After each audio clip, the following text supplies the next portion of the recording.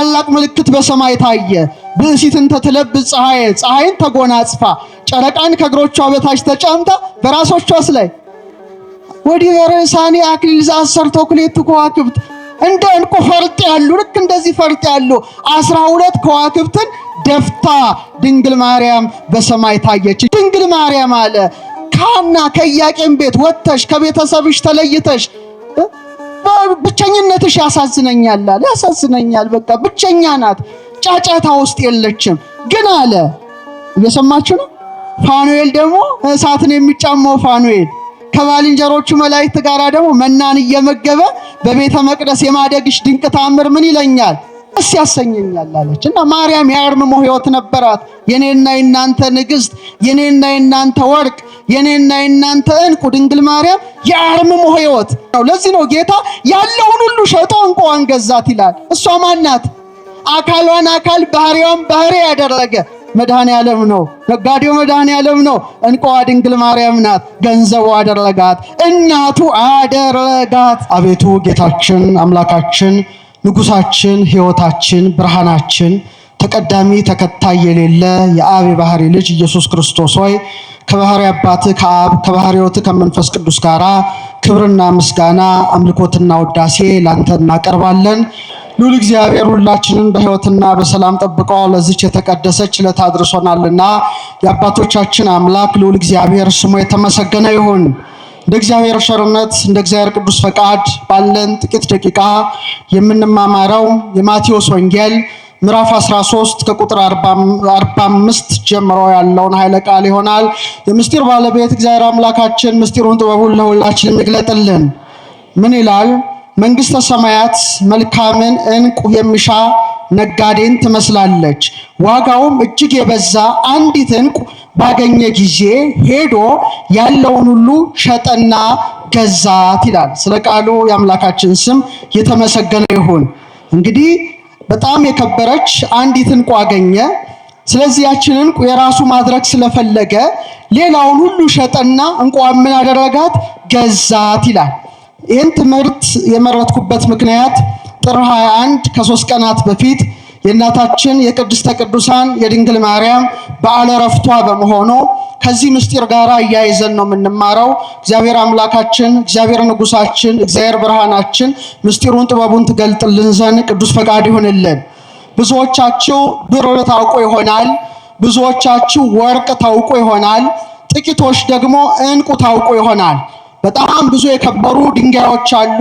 በተለይ ቅድስተ ቅዱሳን ድንግል ማርያም የምትመሰልባቸው ዕንቁዎች አሉ። ጥቂቶቹን ደግሞ በትምህርትም አሁን ደግሞ በዓይናችሁም እንድታዩት አደርጋለሁ። የእግዚአብሔር ሰላም ከሁላችን ጋር ይሁን። ስለከበሩ ድንጋዮች እግዚአብሔር የከበሩ ድንጋዮችን የከበሩ ዕንቁዎችን ፈጥሮ በሶስት መልኩ አኑሯቸዋል። አንደኛው በኤዶም ገነት፣ ሁለተኛው በካህኑ በአሮን ልብስ ላይ፣ ሶስተኛ በኢየሩሳሌም ሰማያዊት። የከበሩ በመሆናቸው የከበሩ ነገር ክቡራን ላይ ይውላሉ። ጽሩያን ናቸው። የጠሩ በመሆናቸው የጠሩ ነገር ላይ ይውላሉ። ብሩሃን እንደሆኑ በበሩ ምስጢራት ላይ ይኖራሉና እግዚአብሔር በገነት እግዚአብሔር በኢየሩሳሌም ሰማያዊት እግዚአብሔር በካህናት ልብስ ላይ የከበሩ ድንጋዮች እንዲኖሩ አድርጓል። አባታችን ሄኖክ በምዕራፍ 5 ከቁጥር 23 እስከ 26 በኤዶም ገነት ስላያቸው የከበሩ ድንጋዮች እንዲህ ይላል። ወደ አዜብ ከከበረ ድንጋይ የሚልቅ ወደሚያበሩ ወደ 7 ተራሮች ሄድኩ ይላል። ወደ ስንት ተራራዎች? እንግዲህ ተነጥቆ ሞትን ሲያይ የተሰወረ ነው። መልአኩ ፈለከ ፈለካትን፣ አየራ አየራትን፣ ሙጽአ ነፋሳትን፣ የመባረቅትን የነጎድጓድን ምስጢር ለሄኖክ ካሳየው በኋላ እንደገና ወስዶ ገነትን ያስጎበኘዋል። 7 ተራራዎች ሲያሳየው 7ቱ ተራራዎች በሙሉ በከበረ ድንጋይ ምን ሆኑ ናቸው? የተሸለሙ ናቸው። 3ቱ በምስራቅ 3ቱ በአዜብ በኩል ናቸው። በምስራቅ በኩል ያለው አንዱ ከቅጥልጣል ዕንቁ ነው ይላል። ከምን አይነት ዕንቁ? ቅጥልጣል ማለት መረግድ ነው። በኋላ እናየዋለን። ይቀጥልና አንዱ ከባህሪ ዕንቁ ነው ይላል። እሱንም እናየዋለን። አንዱ ደምርስ ከሚባል ዕንቁ ነው። በአዜብ በኩል ያለው ደግሞ ከቀይ ዕንቁ ነው ይላል። ቀይ ዕንቁንም ጊዜ ካለን እናያለን። መካከለኛው ግን ፔካ፣ ይሄ ደግሞ ነጭ ደንጊያ ነው ከሚባል እንደተሰራ እንደ እግዚአብሔር ዙፋን እስከ ሰማይ ይደርሳል። አጎበሩ ሰንፔር ሰማያዊ ቀለም ያላት ዕንቁ ናት ከሚባል ዕንቁ ነው። በተራራ ሁሉ ላይ የሚነድ እሳትን አየሁ ካለ በኋላ በሰባት ተራራ የሚያበራ ዕንቁ አየሁ ይላል። በምን ተራራ? ስለዚህ ሄኖክ ሰባት ተራራዎችን መልአኩ ያሳየዋል። ግማሹ ከሰንፔር፣ ግማሹ ከመረግድ፣ ግማሹ ከፔካ ከነጭ ድንጋይ የታነጸ ሆኖ የእግዚአብሔር ዙፋን ደግሞ ፔካ የተባለ ዙፋኑ በጣም ነጭ ሆነ የድንግል ማርያም ምሳሌ ሆነ የከበረ ድንጋይን ለማን ያሳየዋል? ለሄኖክ ያሳየዋል። ስለዚህ እነዚህ ነገሮች በጣም ታላላቅ እንደሆኑ መገንዘብ ያስፈልጋል። ለምሳሌ አራት ወንዞች ገነትን ተመሳቅለው ያጠጣሉ። ኤፌሶን፣ ግዮን፣ ጤግሮስ፣ ኤፍራጥስ። ዘፍጥረት 2:10 ላይ ምን ይላል? ከዚያም ለአራት ክፍል ይከፈል ነበር ይላል። የኤዶም ገነት ወንዝ የአንደኛው ወንዝ ስም ኤፌሶን ነው። እርሱም አለ ወርቅ የሚገኝበትን የኤውላጥ ምድርን ይከባል። የዚያ ምድር ወርቅ ጥሩ ነው። ከዚያም ሉልና የከበረ ድንጋይ አለ ይላል። በሌሎቹ አብነት መረግድ ይላል። ሐመልሚል ማለት መረግድ ነው። መረግድ ምን እንደሚመስል በኋላ ነግራቸዋለሁና እግዚአብሔር አምላክ የከበሩ ድንጋዮችን የት አኑሯል? በኤዶም ገነት። እስቲ በሉ በምን? በጣም ጥሩ። ከዛ በኋላ ለደብተራ ኦሪት አገልግሎት የመረጠው አሮንን መርጦ ለሙሴ ያዘዋል። 12 ዕንቁዎች ከፊት ከኋላ ከቀኝ ከግራ እንዲደረደሩ በተለይ 6 እየሆኑ እንዲደረደሩ ማን አዘዘ? እግዚአብሔር አዘዘ። በተለይ በዘጸአት 28:17 ጀምሮ ምን ይላል? በአራት ተራ የሆነ የዕንቁ ፈርጥ አድርግበት። በፊተኛው ተራ ሰርዲዮን፣ ቶጳዚዮን የሚያብረቀርቅ ዕንቁ ይላል።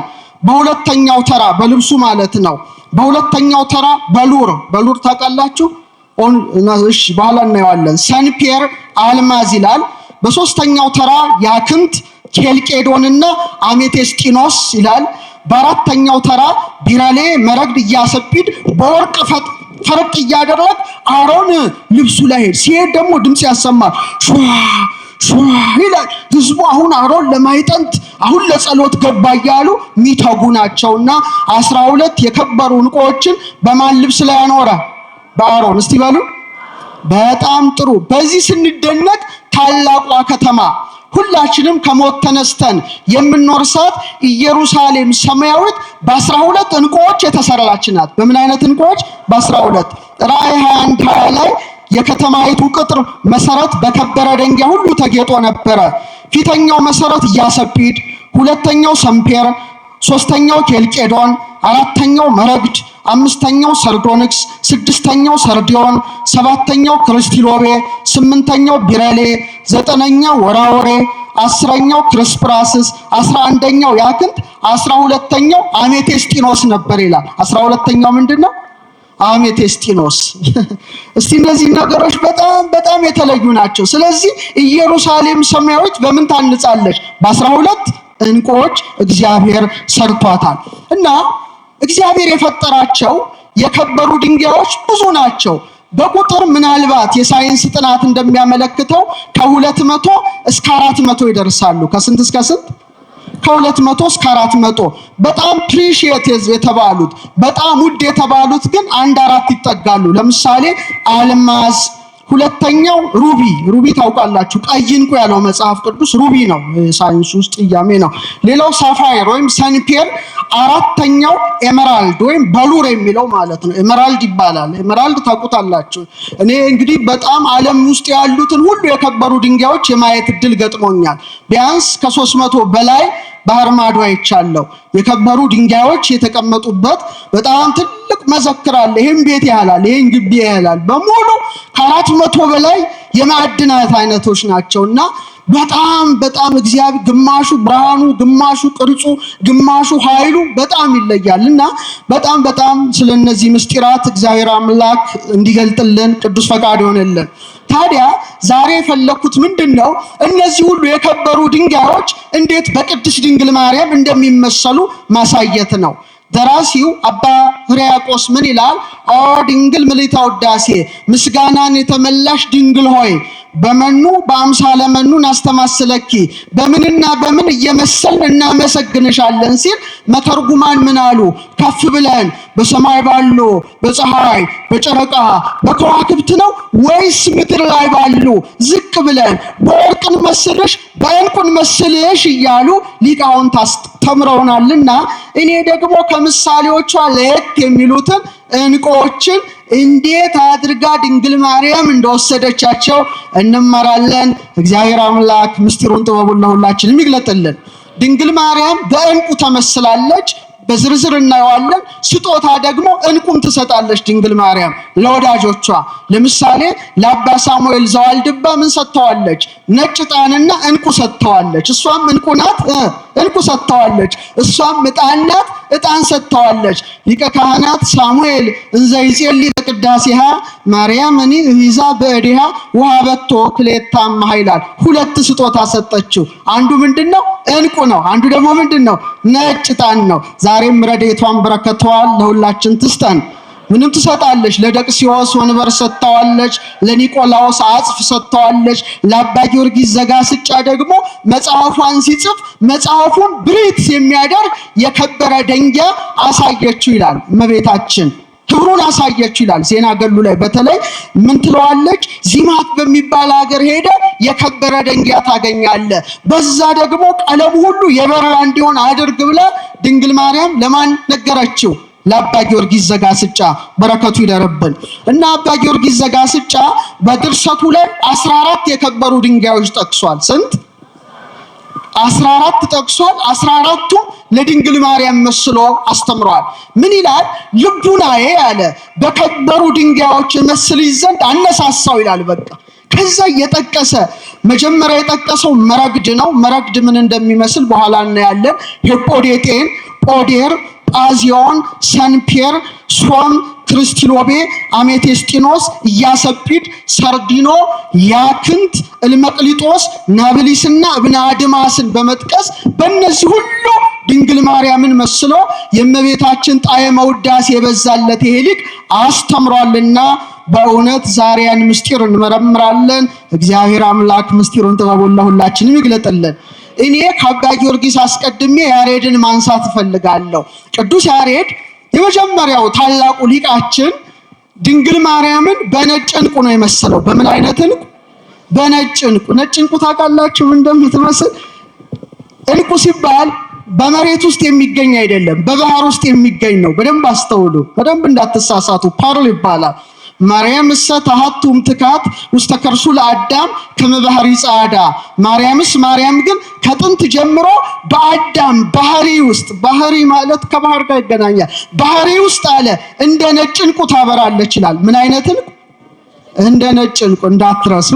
እንደውም ይቀጥልና እምድኅረ ፈጠሮ ለአዳም ርየ በውስቴቱ ይላል። አዳምን ከፈጠረ በኋላ በውስጡ አለ ርየ በውስቴቱ ብእሲተ ከመባህሪ ጽዱተ ወብርሂተ። በአዳም ባህሪ ውስጥ አለ እንደ ነጭ ዕንቁ የምታበራ ሴትን አሳየ ይላል። እሷ ማን ትሆን? ድንግል ማርያም ናት። አሁን ስለ ዕንቁ አፈጣጠር ለመጀመሪያ ጊዜ እንድትሰሙ ያስፈልጋል። ዕንቁ ከየት ነው የሚገኘው? ያለውን ሁሉ ሸጦ ነው የገዛት ያችንን ዕንቁ። አይታችሁ ታውቃላችሁ? አሳያቸዋለሁ። አሁን እንዳጋጣሚ ይዣለሁና ዕንቁም እንደሚመስል እናያለን። ዝግጁ ናችሁ? ጥሩ። ዕንቁ በየብስ አይገኝም። ምን ውስጥ ነው የሚገኘው? ባህር ውስጥ ነው የሚገኘው። ባህር ውስጥ ደግሞ በጥልቅ ባህር ውስጥ ሲሆን በሰው እጅ በፍጹም አትሰራም። የባህሯ ዕንቁ በሰው እጅ በፍጹም አትቀረጽም። በምን ውስጥ ነው የምትገኘው? በአሳ ሆድ ውስጥ። በምን ሆድ ውስጥ? ኦይስተር የሚባል አሳ አለ። ይህ አሳ በጣም ይገርማቸዋል። በውስጡ ዕንቁን እንዲሸከም አድርጎታል። አባ ጽጌ ድንግል ምን ይለዋል? አሳ ባህርኒ ዘይጸውር ወርቀ ካለ በኋላ ይጸብት ቀላያተ ወያርግ ሐይቀ። የባህር አሳ አለ ወርቅን ዕንቁን ተሸክሞ በባህሩ ውስጥ ዋኝቶ ከውስጡ ይወጣል ይላል። ምን አሳ? ምን?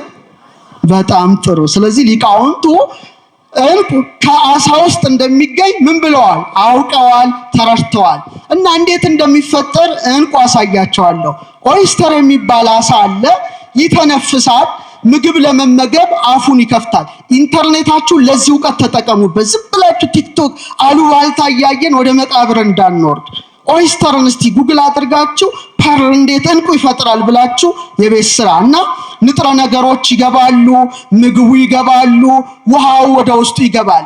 በድንገት እዚህ አሳ ውስጥ ምን ይገባል መሰላችሁ? አሸዋ። ምን ይገባል? የአሸዋ ቅንጣት ይገባል። እና ድንገት ነው የሚገባው። እና የኦይስተሩ የአሳው ሁለት ሰውነት አለው፣ ለስላሳ ሰውነትና ቅርፍት ሰውነት አለው። ስለዚህ መሃል ውስጥ ይገባዋልና ህመም ይሰማዋል። እንቁ ምኑ ገባበት ውስጡ? አሸዋ። እስቲ በሉ። በጣም ጥሩ። እግዚአብሔር ይሄንን አሳ ሲፈጥረው በውስጡ በጣም ለስላሳ ኔከር ተብሎ የሚጠራ እጅግ ድርብርብ የሆነ ውስጡ አስቀምጦለታል። ይሄን የማስራ ነው? የእግዚአብሔር ስራ ነውና በሳይንሱ ካልሲየም ካርቦኔት የሚባል ክሪስታል ኦርጋኒክ ፕሮቲን ያለው ነውና በጣም የሚገርማችሁ ብርሃንን የሚያንጸባርቅ ድርብርብ ሽፋን አለው። ታዲያ ምን ያደርጋል መሰላችሁ? ያንን ውስጡ ከቶ በድርብርብ አንጸባራቂ ሽፋኑ ይጠቀልለዋል። ምኑን? አሸዋውን። ምኑን? አሸዋውን። ቢያንስ ከ2 ዓመት እስከ 5 ዓመት ሊፈጅበት ይችላል። በጣም የሚገርማችሁ በመጨረሻ ምን ሆኖ ይፈጠራል? እንቁ ይሆናል። ያ ማለት ነው ምን ሆኖ ይገባል? አሳ ባህረኒን ዘይጸውር ወርቀ፣ በሰዎች የማይቀረጽ። አሁን እነዚህ ማዕድኖች በሰዎች መቅረጽ ትችላላችሁ። አሳ ውስጥ የምትገኘው ባህሪያዊት እንቁ ግን በማን እጅ አትቀረጽም? በሰው እጅ አትቀረጽም፣ አትቆረጥም። በሙሉ ፍጹም ሆነ ትወጣለች። እሷ የማን ምሳሌ ትመስላችኋለች? የድንግል ማርያም ምሳሌ ናት። ያቺ በሰው እጅ እንደማትነካ፣ በሰው እጅ እንደማትቆረጥ፣ ዘርአ ብእሲ የወንድ ዘር ያላገኛት፣ እደ ብእሲ የወንድ እጅ ያልዳሰሳት፣ በግብረ መንፈስ ቅዱስ አምላክን ጸንሳ የወለደች እንቁ ማን ናት? በአንድ ላይ ማን ናት? እመቤታችን ናትና ላሳያችሁ ምን እንደምትመስል እንቁ። እንግዲህ እንድታውቋት ያስፈልጋል። መቼም ማወቅ ጥሩ ነው። እቺ ናት ከአሳ ሆድ ውስጥ የምትወጣ እቺ ናት እንቁ የምትባለው እቺ ናት። አያችኋት? እያያችኋት ታያችኋለች። እቺ ማለት ከምን ውስጥ ነው የምትወጣው? እቺ ማለት ናት። ተመልከቱ። እቺ አሁን ማዕድን ትቆርጡታላችሁ፣ ትተረትሩታላችሁ። በራሱ መቅረጫ አለው። ከአሳው ባህር ውስጥ የምትወጣው እቺ እንቁ ግን ምን አትሆንም? ምን አትሆንም? በግንም አትሆን። እንደምታዩት ነጭ ናት። ያሬድ ምን ይላታል? ማርያም ሰታቱም ትካት ውስጥ ከርሱ ለአዳም ከመባህሪ ጻዳ። እንደዚህች አይነት ማለት ነው። እቺ ማለት ፐርል ትባላለች፣ እንቁ ትባላለች። እስቲ በሏት። አሁን ለዚህ ነው ሊቃውንቱ በተለይ በገና ሲደረድሩ የእግዚአብሔር ልጅ በመጣ ጊዜ ለካሳ እንበለ ዘር ወይም ያለ ዘር እንደ ንብና እንደ አሳ ይላሉ። እንደምንና እንደምን? እንደ ንብና እንደ አሳ ማለት እኮ ይሄ እኮ ነው። በግብረ መንፈስ ቅዱስ አምላክን በድንግልና ጸንሳ በድንግልና ምን ሆነች? ወለደች። ቅዱስ ኤፍሬም ምን ይላል ሃይማኖተ አበው ላይ? እንቁ በሰደፍ ወይም በማህደር ውስጥ ካለ ስጋ ይወጣል ይላል። ከምኑ ስጋ? ከአሳው ስጋ ነው የሚወጣው። እንደዚሁ ይላል አካላዊ ቃል ኢየሱስ ክርስቶስም ያለ ዘር በሰው ስጋ እንደተወለደ የማያምን ማን ነው ይላል። ምን የማያምን ማን ነው ይላል። ስለዚህ እቺ እንቁ የማን ምሳሌ ናት? ይሄ ማለት በጥንት ጊዜ ስዕላት ሲሳሉ በድንግል ማርያም ስዕላት ዙሪያ የከበሩ ድንጋዮች ማጌጥ እዚህ ጋር እዚህ ላይ በሙሉ ምሳሌዎቿ የሚሆኑ እንቁዎች ናቸው። በጣም የሚገርመው አሁን እንቁ የሚጀምረው ምን ሲሆን ነው ብያቸዋለሁ። በድንገት ውስጡ ምን ሲገባ? አሳ ውስጥ። ኧረ ንገሩኝ። አሸዋ ነው። በድንገት ነው የእንቁ ታሪክ ጀመረ ማለት ነው። ድንገተኛ ነው። ማንም አሳው ሳይጠብቀው ያ እንቁ ይገባል። በተመሳሳይ መልኩ እውነተኛውን እንቁ ባህሪ ኢየሱስ ክርስቶስን የወለደች ቅድስት ድንግልም በድንገት ነው። ወንዘ ትፈትል ወርቀ ወሜላተ አስተራያ ገብርኤል ግብተ። በድንገት ቅዱስ ገብርኤል ከእግዚአብሔር ዘንድ ተልኮ መጥቶ ጸጋን የተመላሽ ደስተኛይቱ ምን ይበልሽ? ደስ ይበልሽ ብሎ ድንገተኛ ብስራት አበሰራት። ይሄ ተሰምቶ የማይታወቅ ነው። በጣም ከባድ ከአይምሮ በላይ ነው። እሷ ራሱ ከንግግሩ በጣም ምን አለች ይላል? ደነገጠች ይላል። እንኳን እሷ ቅዱስ ገብርኤልም አያውቅም። መልአክኒ ያይመረ ዕለተ ምጽአቱ ለቃል አምላክ ሰው አምላክ የሆነበትን ምስጢር ማን ያውቅም? ገብርኤል አያውቅም። ድንግልም ከአይምሮ በላይ የሆነውን ነገር ምን አለችው? እንደ ቃል ይሆንልኝ ይደረግልኝ ብላ ተቀበለች። አሳው አሸዋውን እንደሚውጣው የሰማችኝ ነው። አሳው አሸዋውን እንደሚውጣው ድንግል ማርያም ማንን ተቀበለች? የእግዚአብሔርን ቃል በእምነት ተቀበለች። ግን የሚገርመው አሳው አሸዋ ውስጡ ባደረ ጊዜ ምቾት ብቻ አይምሰላችሁ፣ ምንም አለ፣ ህመምም አለ። ምን አለ? ህመም አለ። ድንግል ማርያም ጌታን በመጽነሷ መከራ አግኝቷታል። ዮሴፍ አረጋዊ ልለያት ፈለገ። በቃ ማኑ ቀረጸ አክናፈ ድንግልናኪ እማበመኑ ጸነስኪ ከማን ወለድሽ እያለ መጨረሻ እንደውም ሊለያት ሲያስብ፣ ለሷ ህመም እኮ ነው ይሄ። ሊለያት ሲያስብ የማን ተገለጠለት? የእግዚአብሔር መልአክ ቅዱስ ገብርኤል ተገልጦ ከሷ የሚወለደው በግብረ መንፈስ ቅዱስ ነውና የዳዊት ልጅ ዮሴፍ ጮኛ ማርያምን ለመውሰድ ምን አትበል ይለዋል፣ አትፍራ ይለዋል። ረድኤቱ በረከቱ ይደርብን። እንደገና ደግሞ ማየዘለፋ ትጠጣሏት። በጣም ሆድ በጥብጦ አንጀት ቆራርጦ የሚጥለውን አጠጧት። እሷ ግን እውነተኛዋ ዕንቁ ናትና ፊቷ እንደ ፀሐይ ያበራ ነበር። አክብሯት እችን ንግሥት። እንደገና ደግሞ በቤተልሔም ማደሪያ አታ ስትንከራተት ተመልከቱ። ገስታውስ የእንግዳ ማደሪያ እንኳን ለሷ ታቶ ምን ውስጥ ነው የወለደችው? የከብቶች በረት ውስጥ ነው የወለደችው። ታዲያቺ ንግሥት እቺ ዕንቁ በጣም ትደነቃለች። እና የሚገርመው ዕንቁዋ ምን አላት ብያቸዋለሁ? ንብርብር አላት። ምን አላት? ንብርብር ነው። ኒከር የሚለውን ስታዩት እንዲህ የተነባበረ በጣም ደግሞ ብዙ ሽፋን ነው። ጥቂት አይምሰላችሁ፣ በሺዎች የሚቆጠሩ እያንዳንዱ አሳ ውስጥ ያሉ ሽፋኖቹ እንዴት እንደሚያምሩ በጣም ንብርብር የበዛባቸው ዕንቁዎች እጅግ ሲያምሩ፣ ጥቂት ንብርብር ያላቸው ደግሞ በጣም ጥቂት የሆነ ብርሃንን ነው የሚሰጡት። ታዲያ የተደራረበ ብርሃን የተጎናጸፈችው ማን ትመስላቸዋለች? ድንግል ማርያም ናት። ድንግል ማርያም በአሳ ሆድ ውስጥ ያለው የተነባበረ ማዕድን ገንዘቧ ነው። እንደሷ የተነባበረ ጸጋ የተሰጠው ማን አለ? ማንም። እናትነትን ከድንግልና፣ ድንግልናን ከእናትነት ማንም የተሰጠው የለም። አገልጋይነትን ከእናትነት፣ እናትነትን የማን አገልጋይ ናት? እኛ የማን አገልጋዮች ነን? እሷ ግን አገልጋዩ ብቻ ሳትሆን ምን ሆነች? እናቱ ሆነች። ድንግልና ከወተት ጋራ፣ ወተት ከድንግልና ጋራ ለማንም የማይሰጥ አገልጋይ ናት። ደግሞ እግዚአብሔር ምን አድርጓታል? ንግሥት አድርጓታል እኮ አይደል? ንግሥት ሆና ሳለች ደግሞ ከነዳያን ጋር ከኛ ጋራ አብራናት በረድኤት አመስግኗት እችን ድርብርብን።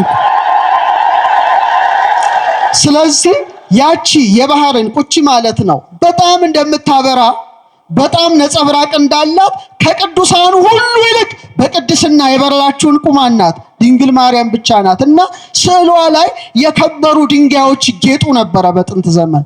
ሰጊድ ወአምሃ ይደሉ ለስዕልኪ ማለት ምን ማለት ነው? ስግደትና እጅ መንሻ ማለት ወርቁን ዕንቁን ያደርጉላታል። ግማሾቹ ደግሞ ምን ያደርጋሉ? ዕንቁ ወርቅ ከሌላቸው አበባ ይሰጧት ነበረ።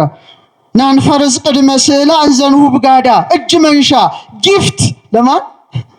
የዕንቁ ጊፍት ይሰጧታል የጥንት ሰዎች። ለምንድን ነው? ድንግል ማርያም ምን ስለሆነች ነው? ንገሩኝ።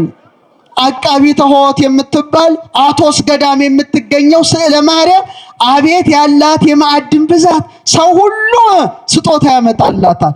ያንንም መስጠት የማይችሉ ደግሞ ምን ያደርጋሉ? እንዘ ትነጽፍ ዘርቤታተ ወትነሰንስ መጽርየ ለክብረ ስዕልኪ ድንግል ትሰግድ ነፍሴ። ምንጣፍ እያነጠፉ አበባ እየበተኑ በስዕሏ ፊት ምን ያደርጋሉ? ይሰግዳሉ። ረድኤቷ በረከቷ ይደርብን። ታዲያ ቅዱስ ያሬድ ምሳሌ ቢያጣላት ምን አለ? ማርያም ግን አለ ከጥንት ጀምሮ በአዳም ባህሪ ውስጥ እንደ ነጭ ዕንቁ ታበራለች አለ። እንደምን አይነት ዕንቁ? ብዙ አይነት ዕንቁ አለ ከአሳ ሆድ ውስጥ የሚወጣ። ለምሳሌ ነጭ አለ፣ ክሬም የሚመስል አለ፣ ግራጫ አለ፣ ጥቁር የሚመስል አለ፣ ቡናማ ይወጣል። አንዳንዴ ደግሞ ብታዩ ሮዝ፣ አረንጓዴ፣ ሰማያዊ ዕንቁዎች ከአሳ ሆድ ውስጥ ይወጣሉ። ቅዱስ ያሬድ ግን ለይቶ በምን አይነት ዕንቁ መሰላት? እንዳትወስዱብኝ እሺ። በነጭ ዕንቁ መሰላት። በምን አይነት ዕንቁ? ተመልከቱ። ያቺ ነጭ ዕንቁ በአሳ ሆድ ውስጥ እያለች በደፈረሰ ባህር ውስጥ እያለች የደፈረሰው ባህር የሷን ንጽህና ያጠፋዋል? አያጠፋውም።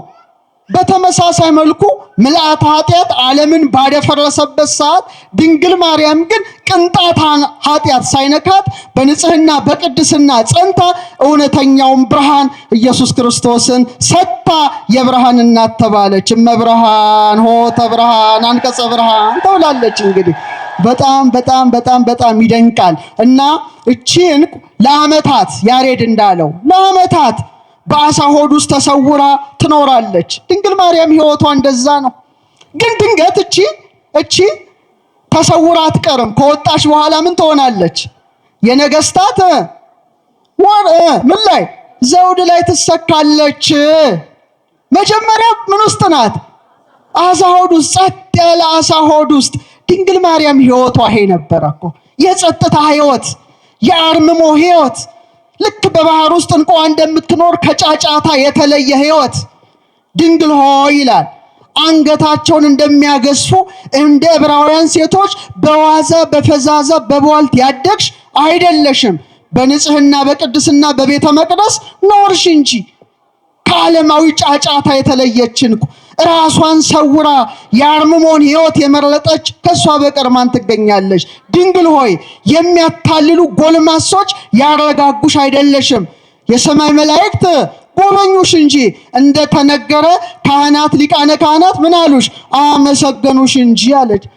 ድንግል ማርያም የአርምሞን ሕይወት የዝምታን ሕይወት ስትመርጥ ትሑታንን ከፍ ከፍ አድርጓል እንዳለች ጊዜው ሲደርስ ደግሞ የአምላክ እናት ሆነች። ክብር ይግባት እናታችን ነው። በቃ እቺ ዕንቁ በኋላ ነገስታት ዘውድ ላይ ነው የምትቀመጠው። በዓለም ውዱ ዕንቁ ታውቃላችሁ የማን ዕንቁ እንደሆነ? ህዳር 15 2018 እንደ ጎርጎሮሳዊ ዘመን ቀመር የፈረንሳይ ንግስት ነበረችና ሜሪ አንቶኔ የሷ ዕንቁ ጨረታ ላይ ቀረበ። ምን ላይ? ጄኔቫ ስዊዘርላንድ ጨረታ ላይ ወጥቶ የሚገርማችሁ 32 ሚሊዮን ዶላር ነው የተጨረተው። ሰማችሁ?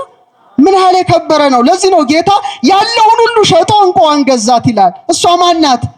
አካሏን አካል ባህሪዋን ባህሪ ያደረገ መድኃኔዓለም ነው። ነጋዴው መድኃኔዓለም ነው። ዕንቁዋ ድንግል ማርያም ናት። ገንዘቡ አደረጋት፣ እናቱ አደረጋት። ከዚህ የበለጠ ምን ነገር አለ? ምን ነገር አለ?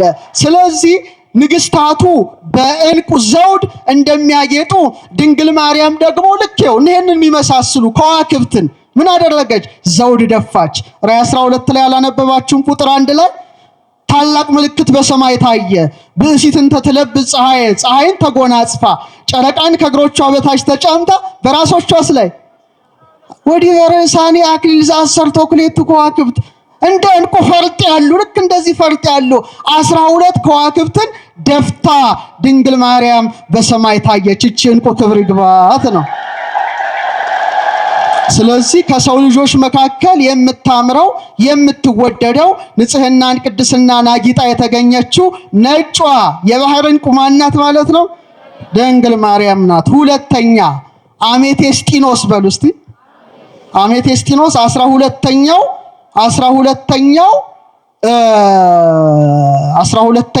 የኢየሩሳሌም ሰማያዊት የታነጸበት ምንድነው? የከበረ ድንጋይ ነው። የከበረ ድንጋይ ነው እና አሜቴስጢኖስ በጣም ይገርማል። ይሄን ነገራችሁ ትምህርቴን አበቃለሁ። ከቃሉ ጋር ናችሁ?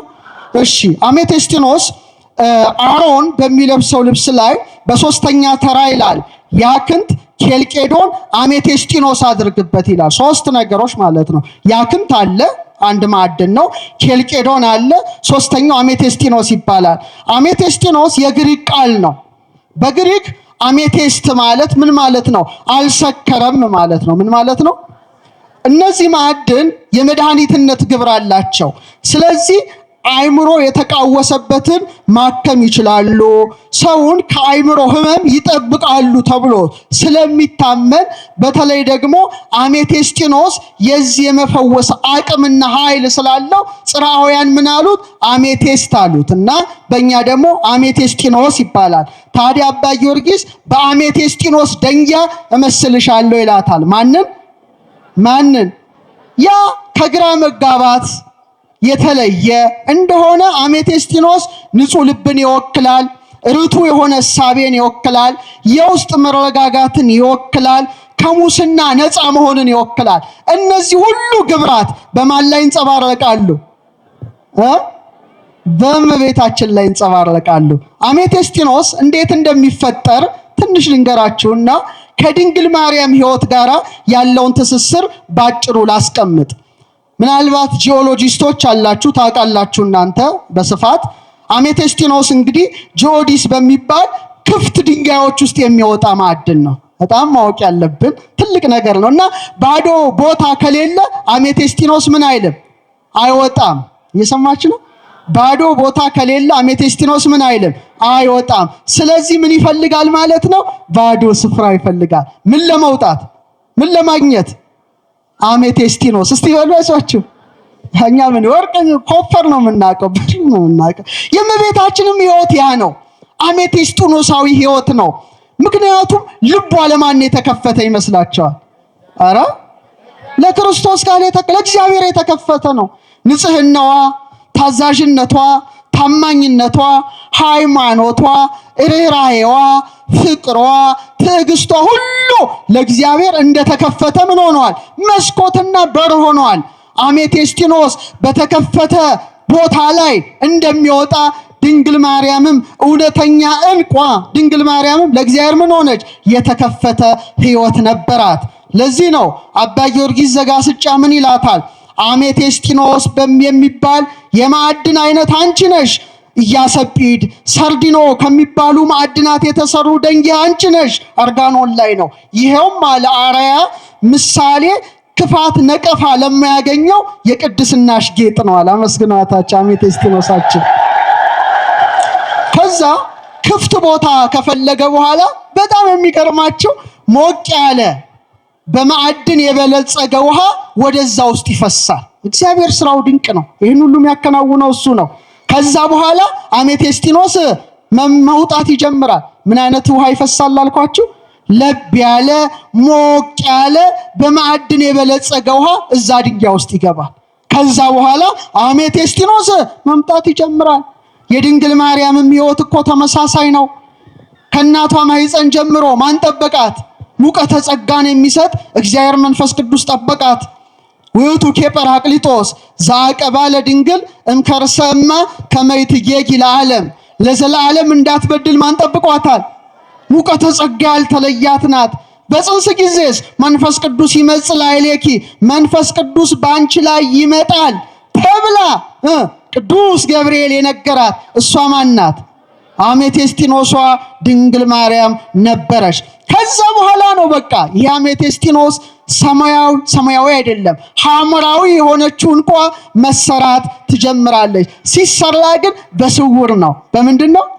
በስውር በስውር በስውር። እሷም እንደዛ እኮ ናት። 9 ወር ከ5 ቀን በማኅፀኗ ማንን ተሸከመች? ክርስቶስን። ግን ለማንም አልተናገረችም።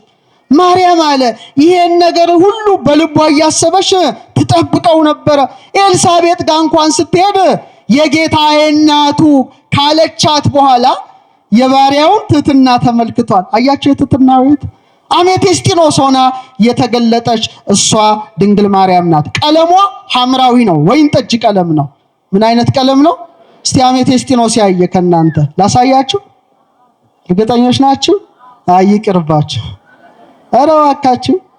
እሺ አሜቴስቲኖስ እስቲ ልፈልግ፣ ከያዝኩ ልፈልግ። ለእናንተ ስል ነው ያመጣሁት። ከሰዎች ጋር መልሳለሁ ስጪ፣ ምክንያቱም እንዳትወስዱብኝ። በጣም ታምራለች፣ በጣም ደስ ትላለች። እስቲ እየፈለኳት ነው። ትታያቸዋለች። እቺ ምንድን ናት? አሜቴስቲኖስ ናት። ቀለሟ ምንድን ናት? ሐምራዊ ናት። በጣም የሚገርመው ድንግል ማርያም በቤተ መቅደስ ሳለች በተለይ ዘጸአት 26:1 ከተፈተለ ከጥሩ በፍታ ከሰማያዊ ከሐምራዊ ከቀይም ግምጃ የተሰሩ 10 መጋረጃዎች ያሉበትን ማደሪያ ስራ ይለዋል እግዚአብሔር ለሙሴ። እሷም ሐምራዊ የሆነ የእግዚአብሔርን ቤት መጋረጃ ምን ትል ነበረ? ትፈትል ነበረ በዕንቁ ባህሪ እንዝርት። ለዚህ ነው ሐምራዊ የሆነ ቀለም ከስሯ ስር ይቀመጣል። እየሰማችሁ ነው? ወንዘ ትፈትል ወርቀ ወሜላተ፣ ሐርና ወርቅን አስማምታ ሐምራዊ መጋረጃን ለቤተ መቅደስ የፈተለች ሐምራዊዋ አሜቴስቲኖሳችን ድንግል ማርያም ናት። ክብር ይግባት እናታችን። እና እቺ ማለት ክሪስታሏ በጨመረች ቁጥር ውበቷ ድምቀቷ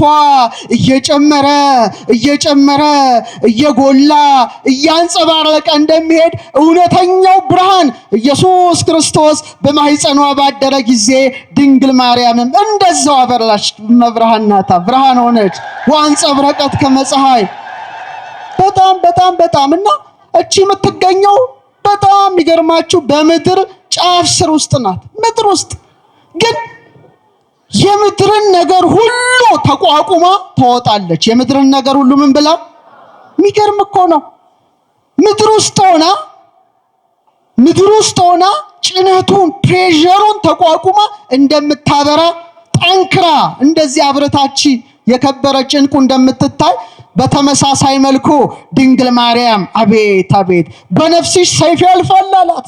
ያንን የተቋቋመች የግብፅን በረሃ የተቋቋመች 5ቱን ሐዘናት የተቋቋመች እግረ መስቀል ስር ቆማ አልቅሳ ሐዘንን የተቋቋመች ከድንግል ማርያም በቀር ማን ትኖራለች? ክብር ለአሜቴስቲኖሳችን ለድንግል ማርያም እና ይሄ የክብር ዕንቁ የንጉሳዊ ዕንቁ ይባላልና እሷም ትሁት አገልጋይ ሆና መጨረሻ ምን ሆነች? የሰማይ ንግስት። እስቲ በሉ ድገሙት።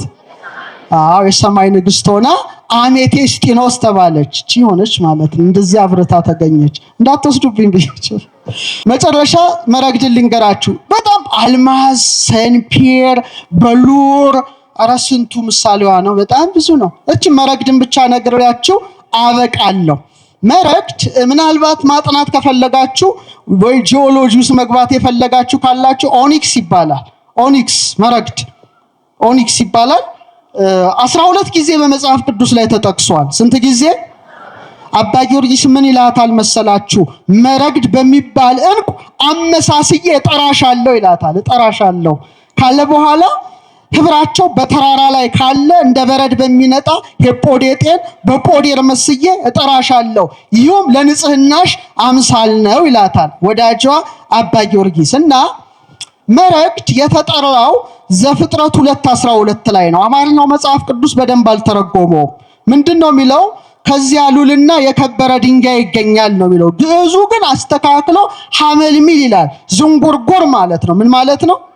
ዝንጉርጉር። እና በጣም ሁለገብ ነው። የመጀመሪያው ጥቁር ነው። ነጭ አለ፣ አንዳንዴ ቡናማ አለ፣ ቀይ፣ አረንጓዴ፣ ግራጫ ባሉ ቀለማት ውስጥ ስለሚመላለስ ሐመልሚል ይባላል። ህብረ ሐመልሚል ቀይ ወጻዲድ አርያ ኮሰኮዘ ብሩር አባ ጽጌ ድንግል የሚለው ማለት ነው።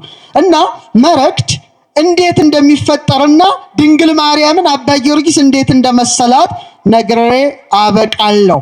እና ኦኒክስ ብዙ ጊዜ ውሃ በሚፈስበት ጥልቅ ጉድጓድ ውስጥ የሚወጣ ማዕድን ነው። ምን በሚፈስበት? ውሃ በሚፈስበት በሚንቀሳቀስበት ጉድጓድ ውስጥ ጥልቅ ውስጥ የሚወጣ ነው እና ውስጥ ነው ማለት ነው። የእመቤታችንም ሕይወት ተመሳሳይ ነው። በስውር የኖረች ናት። ቅድም ነግሬያቸዋለሁ አይደለ? በከተማ ጫጫታ ውስጥ ኖረች? አረ ነገሩኝ። በሞቀ በደመቀ በእናት በአባቷ ቤት ኖረች? የለም፣ አልኖረችም። ለዚህ ነው ያዝነኒ ማርያም ዘረከበኪ ድክትምና አመቤተ መቅደስ ቦይኪ እንዘ ተጠቡ የሃሊባሃና ወያስተፈሳኒ ካይበ ትዕምርተ ልህቀትኪ በቅድስና ምስለ አብያጺሁ ከማብ እንዘ ይስየኪ መና ፋኑኤል ጽየን ዘይከይደመና። ድንግል ማርያም አለ ካና ከኢያቄም ቤት ወጥተሽ ከቤተሰብሽ ተለይተሽ ብቸኝነትሽ ያሳዝነኛል አለ። ያሳዝነኛል፣ በቃ ብቸኛ ናት፣ ጫጫታ ውስጥ የለችም። ግን አለ እየሰማችሁ ነው። ፋኑኤል ደግሞ እሳትን የሚጫማው ፋኑኤል ከባልንጀሮቹ መላእክት ጋር ደግሞ መናን እየመገበ በቤተ መቅደስ የማደግሽ ድንቅ ታምር ምን ይለኛል? አረ ነገሩን ደስ ያሰኘኛል አለች። እና ማርያም የአርምሞ ሕይወት ነበራት። የኔና የናንተ ንግስት፣ የኔና የናንተ ወርቅ፣ የኔና የናንተ ዕንቁ ድንግል ማርያም የአርምሞ ሕይወት መረግድ ብቻውን በባህሩ ውስጥ በጥልቁ ውስጥ እንደሚኖር እሷን በትህትና ትኖር ነበረ። ከዛ ምን ይፈጠራል መሰላችሁ? ከዛ ደግሞ የሲሊካ የበለጸጉ ውሃዎች ምኑ ላይ መፍሰስ ይጀምራሉ? እዛ ላይ መፍሰስ ይጀምራል። መረግድ ባንዴ አይፈጠርም። ያ ውሃ መጀመሪያ ይፈስበታል። የሰማችሁ ነው ኦርቶዶክሳዊ። ውሃው ማን ነው? መንፈስ ቅዱስ። ዘፍጥረት 1:2 ላይ ወመንፈሰ እግዚአብሔር ይጼልል መልዕልተ ማይ የእግዚአብሔር መንፈስ በምን ላይ ሰፎ ነበረ? በውሃ ላይ። የከፈለ ያዋሃደ ማን ነው? እግዚአብሔር መንፈስ ቅዱስ ነው። በቃ በኋላ መረግድ መጣ።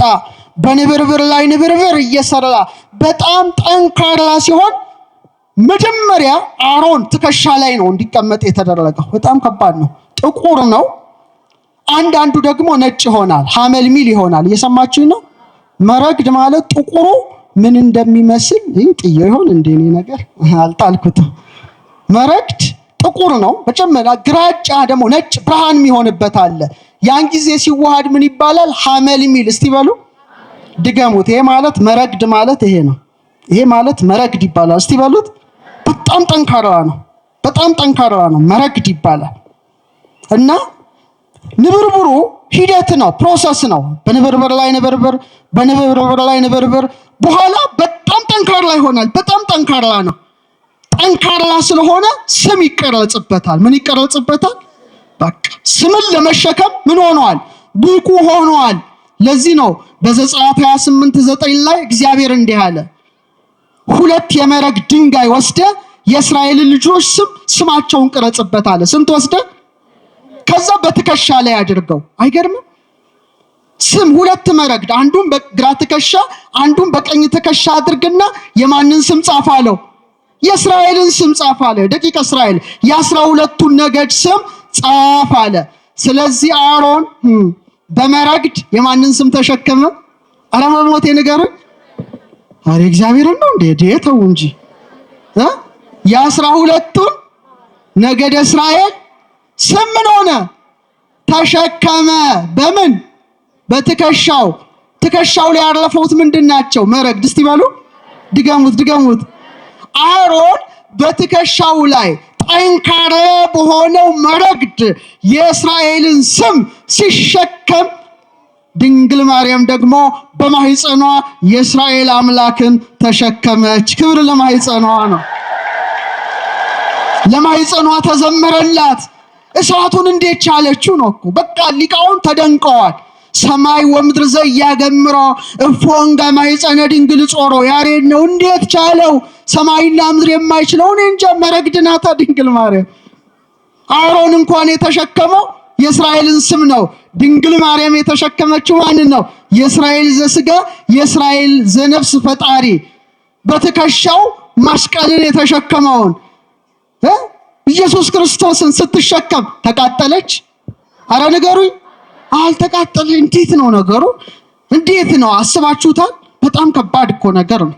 እንዴት ከርሰ ድንግል አብዮተ ለዓለም አየራት፣ የድንግል ማርያም ማህፀን ከአየራት በለጠ። ወተሰብሐ ሱራፌል ወኪሩቤል፣ በኪሩቤል በሱራፌል ዘንድ ተመሰገነ። ከርሰ ድንግል ኮነ ታቦቶ ማኅደረ ለእግዚአብሔር አዶናይ፣ አዶናይ ለተባለ ለእግዚአብሔር ማደሪያው ሆነ። መረግድ ሆና የተገኘች ጽናትን ያየንባት አሮን በትከሻው የተሸከማት የወርቅ መረግድ ድንግል ማርያም ብቻ ናት። ክብር ይግባት። ስለዚህ መረግድ ጠንካራ ጽኑ እንደሆነ መከራን የተቋቋመች ከሷ በቀር ማን ትገኛለች? እግረ መስቀል ስር ቆማ እላዩ ላይ ተደፍታ ስታለቅስ የኖረች ልቧ ግን ያልተሰበረ በልብስሽ ሰይፍ ያልፋል ብሎ ስምዖን የተናገረላት ከሷ በቀር መረግዳችን ማን ትሆናለች? መረግዳችን ድንግል ማርያም ናት ነው። ድንግል ማርያም ናት። በመጨረሻም እንደው የከበረ ዳይመንድ ነግሬያችሁ ላውቃ 5 ደቂቃ በቃ ትምህርቴን ጨርሳለሁ። 5 ደቂቃ እስቲ ዳይመንድ አድማስ በሉ እስቲ ድገሙት እስቲ። አልማዝ ነው አድማስ? አልማዝ የአማርኛ ነው እና 7 ጊዜ ተጠቅሶ አልማዝ የለኝም። ሶሪ የለኝም ማሳየት አልችልም። የለኝም። ኢዮብ 28:18 ምናልባት አንዳንድ ዞች አሁን ለሚስቶቻቸው የዳይመንድ ጊፍት የሚሰጡ ባሎች አሉ። እስቲ የሰጣችሁ እጅ አውጡ። ላስደበድባችሁ እኮ ነው በለ እና ለመቤታችን ብትሰጡ የተሻለ ነበረ። ጊፍት ብትሰጧት ምን አለበት? እና ኢዮብ ምን ይላል? ስለ ዛጎልና ስለ አልማዝ አይነገርም ይላል ኢዮብ 28:18 ላይ ከጥበብ ጋር ያነጻጽራልና አሮን የለበሰው ሁለተኛው ተራ ላይ ልብስ ላይ በሉር ሰንፔርና አልማዝ ይላል። ስንተኛ? አልማዝ ነውና አልማዝ ምን ማለት መሰላችሁ? በጽራውያን አዳማስ ይሉታል። አዳማስ እኛ አድማስ የምንለው ፍቹ ምንድነው? የማይሸነፍ የማይበገር የማይጠፋ ማለት ነው። አልማዝ ጠንካራ ነው አይደል? አልማዝ ይበገራል? አናውቀውም። ሴቶች አስገዙ። እሺ ካልገዛልኝ ብላችሁ እንትን በሉ። እሺ አይደቅም፣ አይበላሽም፣ አይሟሟም፣ አይጠፋም። በጣም ጠንካራ ስለሆነ እግዚአብሔር ምን አለ መሰላችሁ? ለሕዝቅኤል በምዕራፍ 3 ቁጥር 9 ላይ ከቡላ ድንጋይ ይልቅ እንዳለ አልማዝ ግንባርህን አጠነክርልሃለሁ አለ። እግዚአብሔር እንደ አልማዝ ያጠንክረን። ግንባርህን አጠነክርልሃለሁ አለ። ድንግል ማርያም እኮ አልማዝ ናት አይደለችም እንዴ? በኃጢአት ያልተነካች፣ ድንግልናው ያልተለወጠ፣ የዓለም ሙስና ያላገኛት፣ በጨለማ ያልተሸነፈች ታላቁ አልማዝ ድንግል ማርያም ሆና ተገኝታለች። አልማዝ በቀላሉ የሚገኝ አይምሰላችሁ። በጣም በትግል በመሬት ጥልቅ ውስጥ በከፍተኛ ግፊት ነው። ግን የሚገርማችሁ ጥልቅ ውስጥ ሲገኝ ሲወጣ፣ ከጥልቁ ውስጥ አልማዝ ሲወጣ ግን ግልጽ ነው፣ እንከን የለሽ ነው፣ አንጸባራቂ ነው፣ በጣም ብሩህ ነው። ድንግል ማርያም ሕይወቷ ይሄ እኮ ነው። በትህትና ኖረች፣ ግን ስትወጣ አምስቱ ሐዘናት ያላሸነፏት አንጸባራቂ ሆና ተገኘች። አልተሸነፈችም። አልማዝ እሷ ናት። አልማዝ እሷ ናት። ስለዚህ የደረሰባት ሐዘን ምኗን ገለጠ? ክብሯን፣ ንጽህናዋን ገለጠ። አልማዝ በምን ውስጥ ያልፋል? በእሳት ውስጥ። እስቲ በሉት፣ በምን ውስጥ ያልፋል? እሷም በእሳት ውስጥ አልፋለች። የግብጽ በረሃዊ እሳት ልቧ ሲደማ አላያችሁ? ቀራንዮ ላይ ያን ሁሉ የሐዘን ነበልባል አሸንፋ ድንግል ማርያም አሁን በሰማይ ያለች፣ ክብር ይግባት። በጣም እና ለምሳሌ ዳይመንድ ብርሃን ይቀበላል አይደል? እዚህ ጋር ብታረጉት ብርሃን ይቀበላል፣ ብርሃን ያበዛል፣ ብርሃን ያፈነጥቃል፣ ብርሃንን አድምቆ ያሳያል። ይህ ብቻ ሳይሆን ብርሃን በውስጡ ቢያልፍም አልማዙ ምን አይሆንም? አይሰነጠቅም። ምን አይሆንም? ድገመው፣ ምን አይሆንም?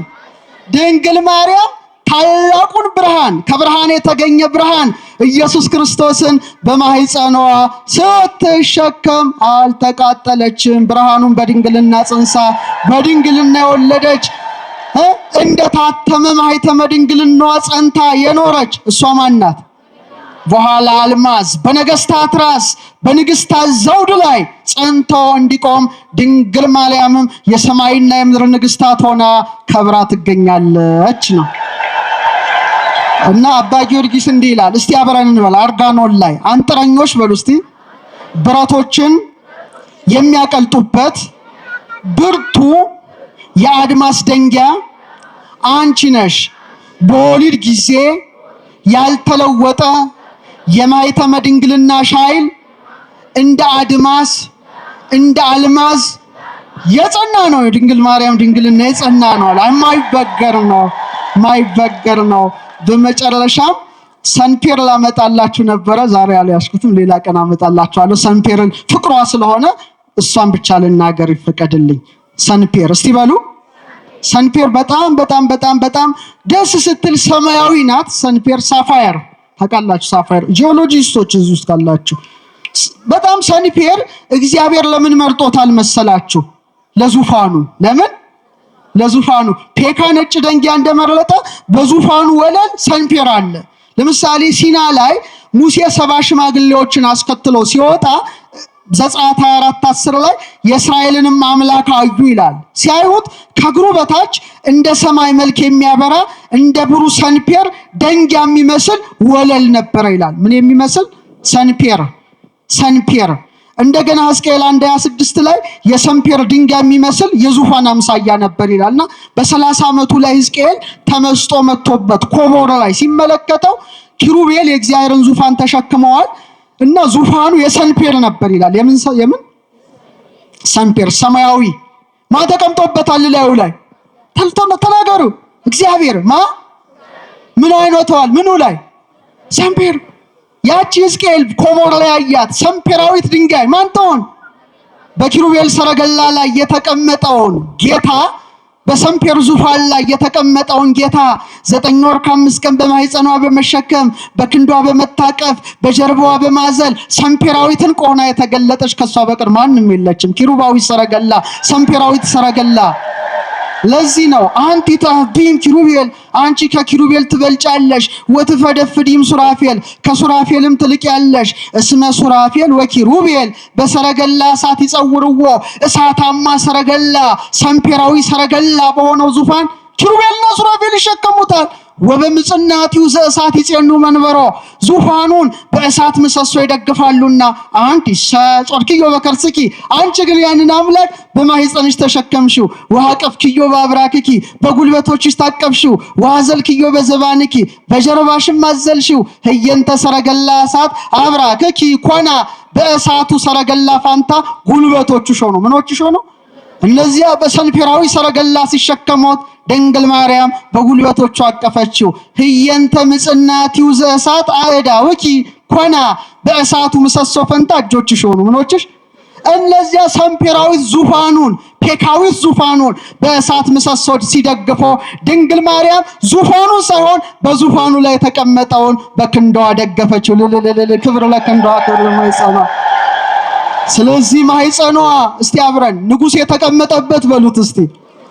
ሰምፔራዊ ዙፋን ሊቀ ካህናት የተቀመጠበት ሰምፔራዊ የሊቀ ካህናት ዙፋን፣ ሁሉን የያዘ ዙፋን፣ ህሊናዋ የመታዘዝ ዙፋን፣ ልቧ የትህትና ዙፋን፣ ሰምፔራዊት ዙፋን ድንግል ማርያም ብቻ ናት። እና ቀለሟ ሰማያዊ ናት። አሁን ይሄ መረግድ ጥቁር ነው፣ እንቁ ደግሞ ይሄኛው ነጭ ነው። አባታችን የያዙት ደግሞ ፐርፕል ነው። እቺ ደግሞ ሰምፔር ሰማያዊት ናት። ምን አይነት ናት? ሰማያዊ ናትና ልብሷ ቀለም የሚመስለው ማለት ነው። ልብሷን አይታችሁት የለ? ሰማያዊው ቀለም ሰምፔራዊ ነው። እየሰማችሁ ነው ኦርቶዶክስ። ግን ሊቃውንቱ የሚጠቅሱት አባቶቻችን በሰዓታት ሲቆሙ ሚሉትን ነገር ልንገራችሁ። ፍቅርሽ በሉ እስቲ ሰንፔር ነው። አባ ጊዮርጊስ እኮ ነው ያለው። ማዕድናት ትስባለች። ሰንፔር እንደው ማምጣት ነበረብኝ። በጣም አይንን እንዴት እንደምስብ እግዚኦ። መሳብ ብቻ አይምሰላችሁ፣ ማዕድናትን ሳብ ታረጋለች። የማግኔት ጠባይ ያላት እና ምን ይላታል? ፍቅርኪ ሰንፔር ለዘይርህቆ ይስህቦ መንገል አሚን ያቀርቦ መኑ ከማኪ ምክንያተ ድህን ዘተውቦ። ሰምፔራዊ ፍቅርሽ በሉ እስቲ ድገሙት ባካች። የራቀውን ያቀርባል። ምን አይነት ፍቅርሽ? አቤት አቤት! ወደ ሃይማኖት ያቀርበዋል። ምክንያት የተሰጠው ምክንያተ ድህን የተሰጠው እንዳንቺ ማን አለ? አቤት ድንግል ማርያም ፍቅር ናት። እንዴት ሳበችን! ሁላችን ሳባረገችን። ተውት ሌላውን፣ እንደው ስዕሏ እንኳን አይስባችሁ? ከሩቅ ስታዩ እኮ አታውቁትም። በቃ ወደ ስዕሏ ስትሄዱ ዝም ብላችሁ በቃ ሳብ አይደል እንዴ? ለምሳሌ ልጅ እናቱን ሲያይ እንዴት ነው የሚሆነው? እየተሳበ አይኗን እያየ አይደል የሚሄደው? ነው አይደለም? በከመ ይትፌሳ ሕፃን ሶበይሬ የሞ እትፌሳ አንሰ ስእለኪ በርእዮ ተሳልሞ ይላል። ሕፃን እናቱን ሲያይ ሮጦ አንገቷን አቅፎ እሟ እያለ እንደሚስማት በተመሳሳይ መልኩ ስዕልሽን ሳይ እንደዛ ነኝ አለ። እመቤታችን ፍቅር ናት። ስንቱን ሳበችው። የኔ ያንተ ምንም ጥቅም የለውም። ራሱ አምላክን ሳበችው። ፍቅር አይደለ ሳበው እንዴ? አይደለም ወይ? ከስጋዋ ስጋን ከነፍሷ ነፍስን ነስቶ ሰው ሆነ፣ ወደዳት፣ መረጣት። እውነተኛዋ እንቁ ድንግል ማርያም ሰንፔራችን ናት። ክብር ይግባት እናታችን። በሉራችን ናት ድንግል ማርያም። ኤመራልዳችን እንደሱ አረንጓዴ ዕፀ ሕይወትን ያገኘንባት ድንግል ማርያም ቀይ እንቁ ናት።